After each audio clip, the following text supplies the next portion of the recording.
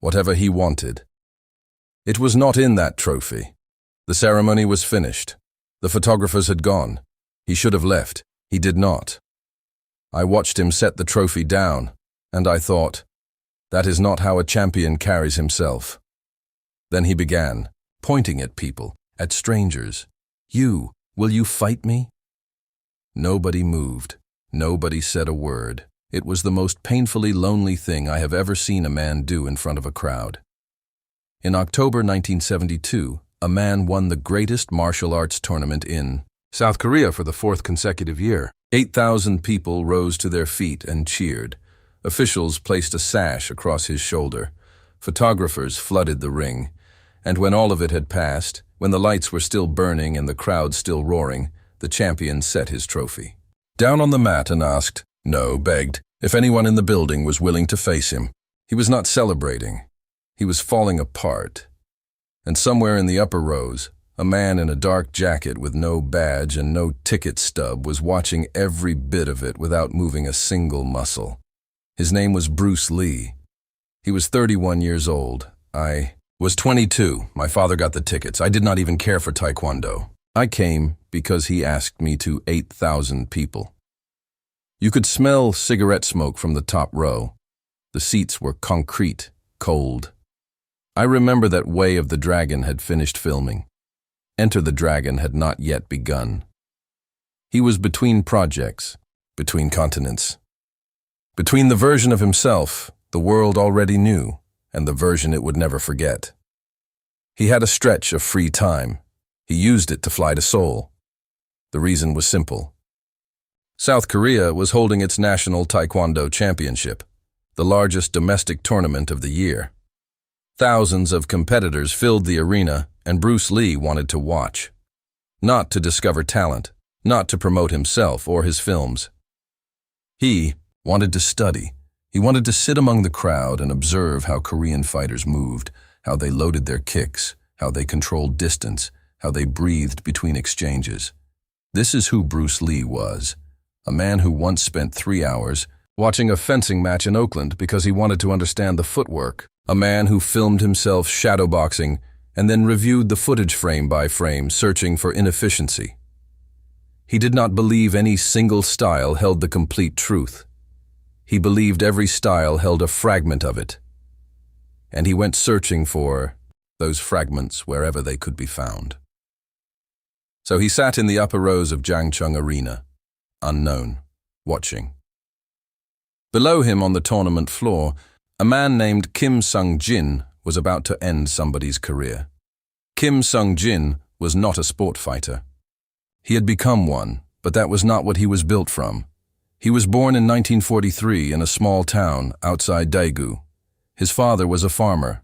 His mother died when he was 11. He enlisted in the Republic of Korea Army at 18. His father still worked the land, but had stopped being a father the day his wife was buried. The boy raised himself after that. The army gave him structure. It also gave him Taekwondo. Military Taekwondo in the early 1960s was not the Taekwondo that would later appear in the Olympics. There were no electronic scoring vests, no penalty, points for grabbing, no careful separation of allowed and disallowed target zones. Military Taekwondo was a combat system. The kicks were designed to shatter bones. The blocks were designed to damage the limb throwing the punch. The philosophy was direct. Disable the enemy before he disables you. Kim was good at it. Better than good.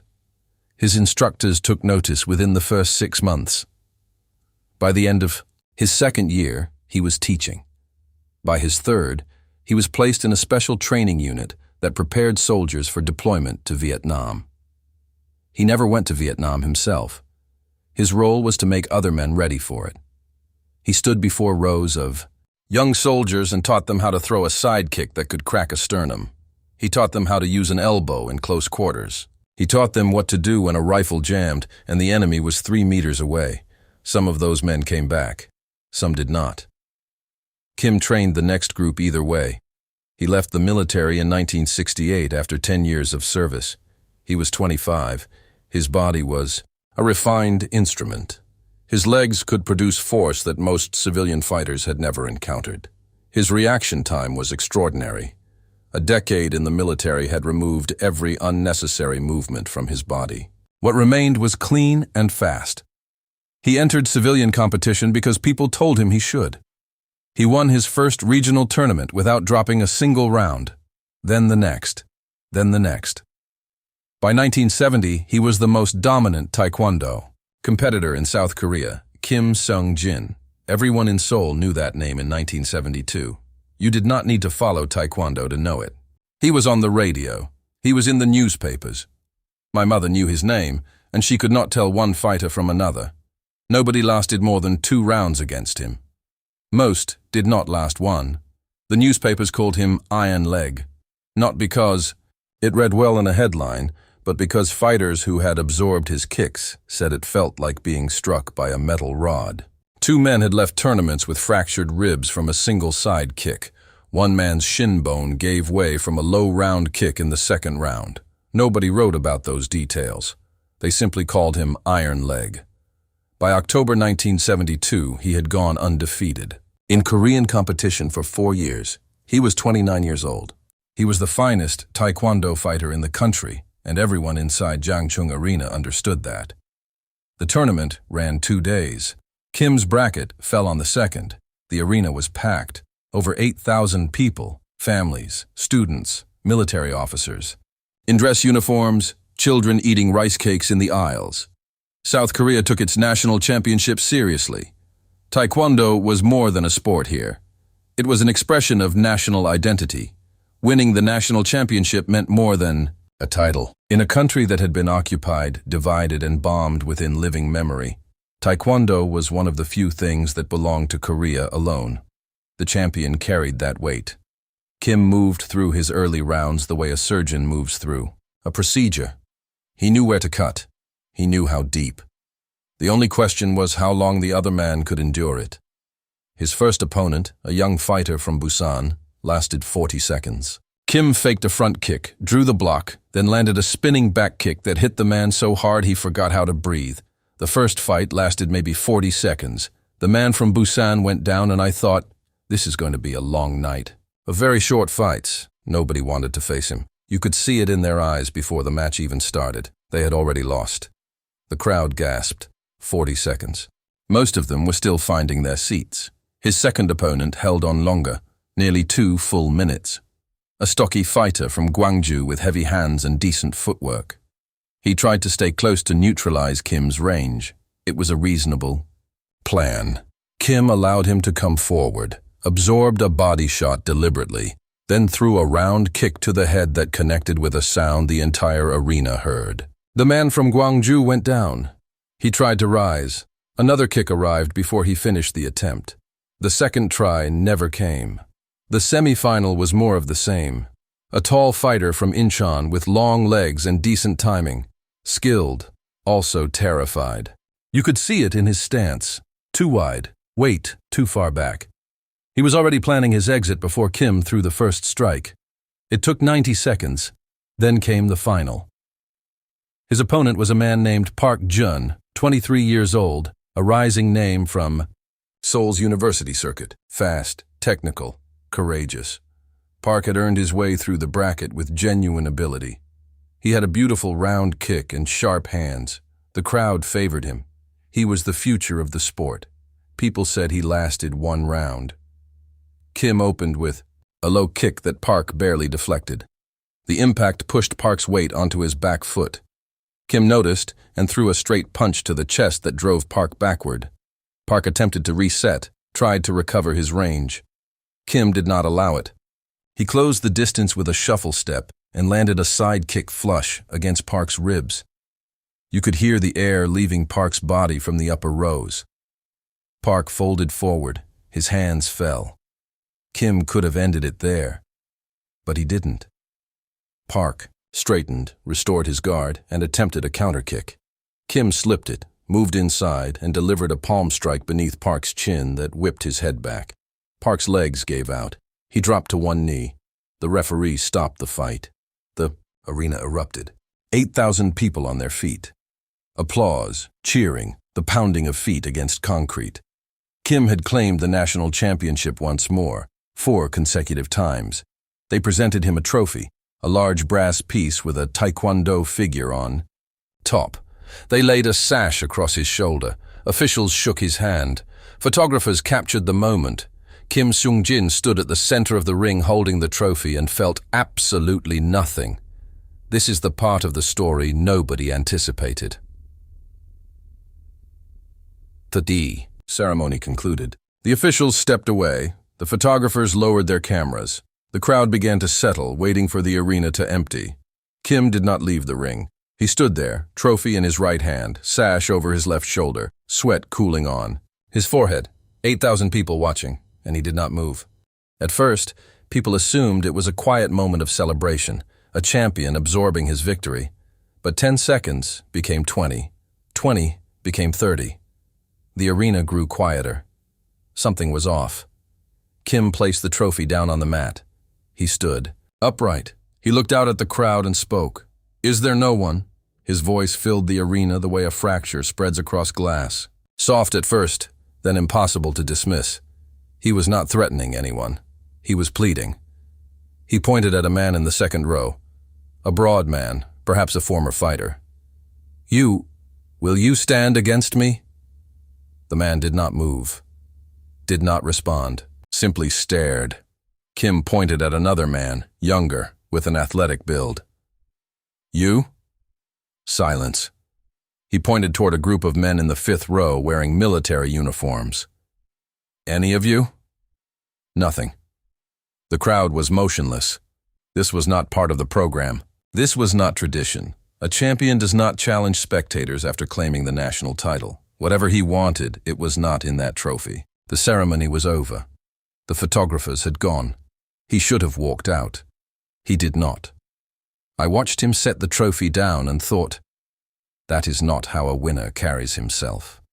Then he began pointing at people, at strangers. Will you fight me?" Nobody moved. Nobody said a word. It was the most painfully lonely thing I have ever seen a man do in front of a crowd. The officials behind Kim exchanged uneasy glances. One of them stepped forward, then stopped. Nobody knew what to do. Seung Jin was breaking down, not the kind that overturns furniture, the kind that tears a man apart from within while he stands perfectly still. The kind that comes when a man spends his whole life climbing a mountain and finds only dirt and wind at the top. He had won every tournament, defeated every opponent, and the winning had ceased to carry any weight. Each victory felt emptier than the one before. Each opponent fell faster. The thing that had given his life meaning since he was 18, the thing that had replaced his mother, his father's farm, the friendships he never built, had gone hollow. He was not being arrogant. He was being desperate. 1,000 people and not one true fighter among you. The arena was silent. 8,000 people holding their breath. The only sound was the hum of the fluorescent lights above the ring. Then Kim's finger stopped moving. It landed on a man sitting in the upper rows. Dark jacket, no badge, calm posture, watching all of it the way a cat surveys a room. Still patient and completely present. A murmur began near the front rows. Someone had recognized the man. The whisper moved through the crowd like a current through water. Row by row, section by section. "That's Bruce Lee. Bruce Lee is here." Is that really him? At first I thought my friend was mistaken. Bruce Lee does not come to places like this. Why would he be here, in this arena? Then Bruce stood up, and for a moment I forgot how to breathe. Kim did not know who Bruce Lee was. Not at first.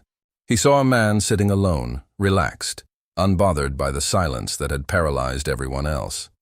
That is what drew his attention. Every person in the arena was rigid with discomfort, except him. Someone near the ring told Kim the name. Told him this was the martial artist from Hong Kong, the film star, the man who fought on screen and, according to every credible account, fought even better off it. For a moment, Kim did not matter. No one in the arena was looking at anyone except the man in row 14. Bruce Lee looked back. Nobody moved. Nobody spoke. The fluorescent lights hummed overhead. Somewhere in the arena, a child coughed and the sound felt like an intrusion. Bruce Lee stood up. He did not rush. He did not perform. He buttoned his jacket. He stepped past the people in his row without pushing anyone. He walked down the aisle stairs at an unhurried pace. Every step was even, every step the same length. The crowd parted ahead of him like water around a stone. A child in the aisle stared up at him. Bruce Lee glanced down, gave the boy a small nod, and kept walking. He walked down those stairs like a man heading out to buy a newspaper. No urgency, no theater. Everyone else was losing their composure, and this man was buttoning his jacket. When he reached the edge of the ring, he stopped. He looked at Kim. He looked at the officials. He looked at the crowd. Then he spoke. And his voice was quiet enough that only those closest to him heard it clearly. I came here to watch, to learn. I did not come to fight, he paused. But you are not looking for an opponent. You are looking for an answer. I can give you that. He removed his jacket, folded it, and placed it on the edge of the mat. Beneath it was a black high-collar shirt that fit as though it had been made for him.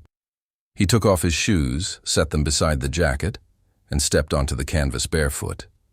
The arena responded with something between a roar and a gasp. 8,000 people who had arrived to watch a Taekwondo tournament were about to watch Bruce Lee fight. No official stepped forward to referee. No one announced rules. The men in suits near the ring looked at one another and not one of them moved.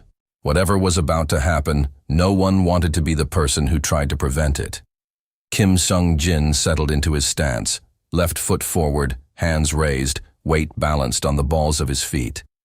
It was the stance of a man who had stood this way 10,000 times. There was no thought behind it. It was architecture. His muscles recalled what his mind no longer needed to consider. The stance was not a decision. It was a reflex with 10 years of military discipline embedded in it. Bruce Lee did not adopt a traditional stance. He stood with his right side forward, hands low, weight distributed in a way that appeared almost casual. His feet were close together.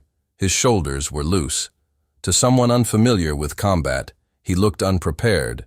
To someone who understood it, he looked like the most dangerous person in the room. Kim moved first. He threw a low round kick at Bruce Lee's lead leg. Fast. A kick designed to deaden the thigh and dismantle footwork for the remainder of the fight. It was a calculated opening, a military opening. Remove the foundation, then remove the man. Bruce Lee shifted his weight and allowed the kick to graze his shin. He did not block it. He did not check it. He moved just enough to strip the force from it, like a matador shifting his body an inch while the bull commits entirely to the charge. Kim followed with a front kick to the body. Bruce Lee sidestepped and tapped Kim's extended knee as it passed. A light touch, almost dismissive, but Kim felt it. He felt the precision. That tap could have been a strike. It was a message. The crowd was silent. Not the uneasy silence from before. A different one. The silence of people witnessing. Something they had never seen. Kim reset. He understood now that this man moved differently. He adjusted his approach. Rather than single kicks, he began throwing combinations. A low kick into a high kick. A front kick into a spinning heel kick. The techniques were sharp. They were powerful. Any single one of them could finish a fight against a typical opponent. Bruce Lee was not typical. He moved through the combinations the way a man navigates a crowded street, turning a shoulder here, angling his body there, never making contact with anyone. He was not blocking. He was repositioning himself, finding the space between Kim's techniques. Every kick Kim threw created an opening somewhere. Bruce Lee saw each one. He did not use them, not yet. Kim threw a spinning back kick, his finest weapon, the kick that had floored 3 opponents earlier that same day. I have watched fights my entire life. I have never seen a man move the way Bruce Lee moved that night. He was not fighting Kim. He was teaching him. And Kim did not know it yet. It was fast. It was heavy. And it arrived from an angle most fighters could not read in time. Bruce Lee read it. He ducked beneath the kick, letting it pass over his right shoulder, and came up on the inside. For half a second, he was close enough to touch Kim's face. He did not throw a strike. He simply stood there inside Kim's guard, close enough that Kim could smell the soap on his skin. Then he stepped back. Another message. The crowd produced. A sound. Not a cheer, something lower, something involuntary. Kim adjusted again. He was a sharp fighter. He had spent a decade teaching soldiers how to adapt under pressure. He recognized what Bruce Lee was doing. Bruce Lee was revealing the openings without punishing them. It was a form of instruction. And that realization made Kim furious. He attacked with genuine intent for the first time. No more probing, no more testing. He threw a straight punch followed by a side kick, then closed the distance and reached for Bruce Lee's collar. This was not a Taekwondo tournament. This was the combat version, the military version, the version he had taught to men heading to war. Bruce Lee slipped the punch. He caught the side kick on his hip. The impact was real. It hurt. You could see the brief tightening around his eyes. Kim pressed forward, launching an elbow at close range. Bruce Lee redirected it with an open palm and returned a short body, shot to Kim's ribs. It landed. Kim exhaled sharply but did not stop. He reached for Bruce Lee's collar again. This time he got a fistful of fabric. He pulled Bruce Lee toward him and threw a knee. Bruce Lee turned his hips, absorbed the knee on his thigh, and caught Kim's gripping hand. He guided it downward, pulling Kim fractionally off balance. In that fraction, Bruce Lee threw a straight lead punch that stopped 1 centimeter from Kim's throat. 1 centimeter. Kim felt the air from the punch against his skin. He felt the displacement, but not the impact, because there was no impact. Bruce Lee had arrested his own fist. Both men went still. The arena was so quiet you could hear the fluorescent lights buzzing 60 feet above the ring. Kim looked down at the fist suspended before his throat. He looked into Bruce Lee's eyes. He found no anger there, no thrill, no satisfaction. He found focus, complete, total, terrifying focus. The focus of a man who had chosen, in the space, between one heartbeat and the next, not to do the thing his body was built to do. Kim understood the fight was over. Not because a referee had intervened, not because someone had gone down, but because Bruce Lee had been in position to finish it, truly finish it, and had chosen otherwise. That choice was the answer to Kim's question. The fist stopped 1 inch from Kim's face. I was halfway up the arena, and I swear I felt it in my chest. 8,000 people went silent at the same moment. Nobody breathed. Is there not one true fighter among you? There is, and he just chose to let you stand. The two men remained facing each other. Bruce Lee lowered his fist slowly. He took a step back. His breathing was slightly elevated but steady. There was sweat on his forehead. Kim had pushed him. Not enough to defeat him, but enough to make him work. Kim dropped his hands. His chest was heaving. His face was drenched in sweat. He held his gaze on Bruce Lee for a long moment. Then he did something no one in the arena anticipated. He bowed. Not the brief, formal bow of a tournament competitor. A deep bow, the bow of a student to a teacher, the bow of a man who entered the ring as a champion and was leaving it as something else entirely. Bruce Lee bowed in return. Same depth, same respect. No words required. The arena began to stir. Slowly at first, then louder, then overwhelming. 8,000 people who had just witnessed something they could not fully articulate, releasing the tension that had been coiled in their bodies for the past several minutes. What followed was not planned. There was no script, no prepared remarks, no ceremony. 2 men stood in a ring and spoke, and 8,000 people listened. Bruce Lee began. He spoke in English, and a man near the ring translated into Korean, sentence by sentence. "You are very fast," Bruce Lee said. "Your kicks are among the finest I have ever seen. Your side kick would stop most fighters before they understood what had happened." Kim listened. He did not speak. "But I want to tell you something. You asked whether there was Anyone who could test you, that is the wrong question. Bruce Lee began moving in a slow circle around the ring. Not pacing, moving. The way he always moved, as though standing still cost him something. You fight within a system. Taekwondo, military Taekwondo. It is a strong system. Your kicks are perfect inside that system. Your timing is trained for that system. Your distance, your angles, your breathing, all of it belongs to Taekwondo. He stopped. But when I stepped outside your system, you did not know where I was. When I moved at angles your training had not prepared you for, you had to think. And when a fighter has to think, he is already behind. Kim's jaw tightened. Not with anger, with recognition. This is not a flaw in Taekwondo, Bruce Lee said. This is a flaw in any system that becomes a cage. If you practice only one way of moving, you can only recognize opponents who move that way. Everyone else becomes invisible. He looked at Kim. Directly, you asked if there was no one. The truth is there are many. You simply cannot see them because your system has made you blind to anything beyond it. The translator carried each sentence across. The crowd was still, not the frozen. Stillness from before, a listening stillness. The stillness of people absorbing something they needed to hear. Bruce Lee continued. I do not have a style. People ask me what style I fight. I tell them, I do not fight in a style. I fight like water. Water has no fixed shape. Pour it into a cup and it becomes the cup. Pour it into a bottle and it becomes the bottle. Pour it into a river and it flows. He turned back to Kim. Your crisis is not that you were too powerful. Your crisis is that you mistook winning for purpose.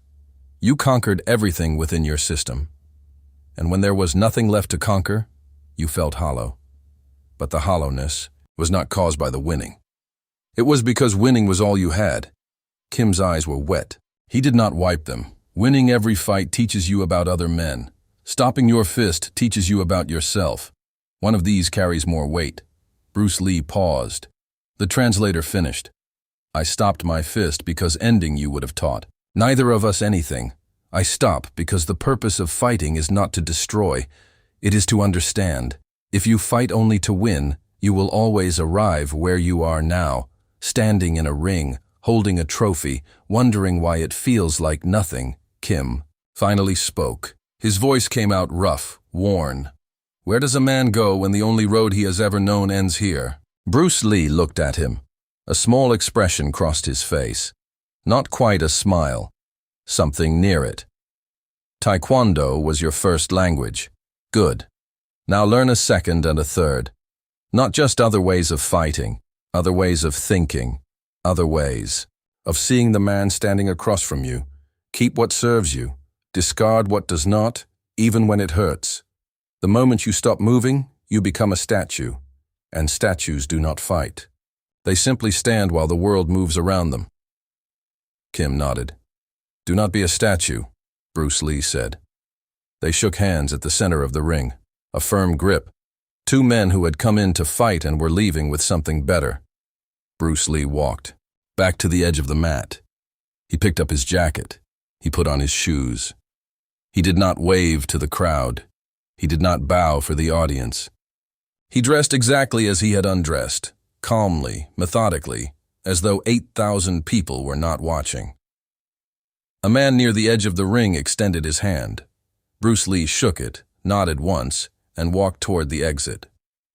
Kim lifted his trophy from the mat. He looked at it. An hour ago it had been the only thing he wanted. Now it felt like something belonging to a different man. The brass was cold. He tucked it under his arm, looked at the crowd one final time, and walked out of the ring. Arena stayed full for another 20 minutes. People did not leave. They remained in their seats and spoke to one another about what they had just witnessed. Some argued about who had won. Some said Bruce Lee. Some said the fight was never the point. But the men who had trained in martial arts, the men who understood what had taken place in that ring, they were quiet. They knew it was not a fight. It was a lesson. The newspapers covered it the following day, brief articles in the sports sections. Martial arts film star appears at national championship. The details were thin. The reporters who had been present described the confrontation in broad strokes. No one had film footage. No one had audio. The translations of Bruce Lee's words varied from paper to paper, and none of them captured exactly what he had said. The story was forgotten within a week. Enter the Dragon began production, and Bruce Lee flew to Hong Kong. The rest of the world never learned it had happened, but 8,000 people knew. And 8,000 people do not forget what they witnessed with their own eyes. Fathers told sons. Instructors told students. Old men raised it at dinner tables 30 years later, while their wives looked away, having heard it 100 times before. The details shifted with each telling. The facts bent slightly in each new mouth. But one thing remained unchanged in every version. A fist stopped 1 centimeter from a man's throat. And that centimeter meant more than any knockout ever could. Kim. Seung Jin did not compete again after that day. He did not announce his retirement. He simply did not register for the next tournament or the one after that. People asked where he had gone. Some said he opened a modest school in the countryside. Some said he traveled to Japan to study judo. Some said he went to Thailand to observe Muay Thai fighters. No one knew for certain. One detail survived. A Korean martial arts magazine published an interview with an unnamed Taekwondo instructor in 1975. The interviewer asked about Bruce Lee, who had died 2 years prior. The instructor offered only one remark worth preserving. He was the only man who ever defeated me, and he did it without touching my skin. The interviewer asked him to elaborate. His fist stopped here. The instructor touched his own throat. 1 centimeter, maybe less. I felt the air move. I did not feel the fist. Did you ever understand why he stopped? Because he did not need to finish it. He had already won. I spent 15 years perfecting one way to fight, and it made me blind to everything else. He moved in ways I had no answer for. I had defeated every man in Korea. He defeated me by doing something I had never encountered. He showed me in 2 minutes what no trophy ever could. I have watched fights my entire life. I have never seen a man move the way Bruce Lee moved that night. He was not fighting Kim. He was teaching him, and Kim did not know it yet.